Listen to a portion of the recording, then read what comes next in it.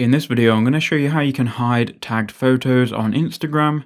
So I'm on my Instagram here, which is BradleyBRXD. If you want to follow me, I talk about making passive income on YouTube with tutorial videos like this. So anyway, once you're on Instagram, you want to go to your profile in the bottom right hand corner, and that will take you to your profile section. From here, you want to click on the three lines in the top right hand corner, and then go to settings and privacy, which should be at the top. From here, you then want to scroll down and keep scrolling down until you see how others can interact with you.